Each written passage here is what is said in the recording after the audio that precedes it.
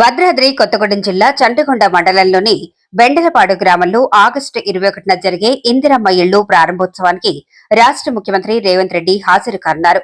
ఈ పర్యటన ఏర్పాట్లను పరిశీలించేందుకు రాష్ట్ర రెవెన్యూ గృహ నిర్మాణ శాఖ మంత్రి పొంగులేటి శ్రీనివాస్ రెడ్డి సోమవారం బెండలపాడు గ్రామాన్ని సందర్శించారు. ఈ సందర్భంగా ఆయన మాట్లాడుతూ సభను లక్షల మంది కంటే తక్కువ కాకుండా భారీ స్థాయిలో విజయవంతం చేసేలా అధికారులు ప్రజాప్రతినిధులు సమన్వయం చేసుకోవాలని సూచించారు.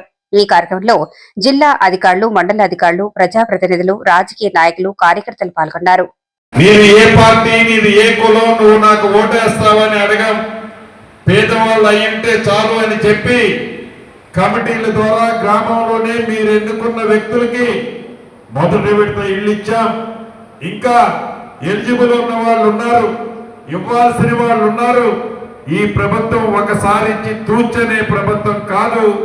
ఎలిజిబుల్ ఉన్న ప్రతి వారికి భవిష్యత్తులో మిగిలిన 3 విడతల్లో ఎలిజిబుల్ ఉన్న ప్రతి వారికి ఇల్లు ఈ ప్రభుత్వం తప్పకుండా ఇస్తుందని కూడా ఈ వేదిక ద్వారా తెలుపుతూ, గౌరవ శాసనసభ్యులు, నా సహచర శాసనసభ్యులు చెప్పినట్లు ఇంకో గంట 2 గంటల్లో వాళ్ళు వర్కౌట్ చేసుకుంటారు.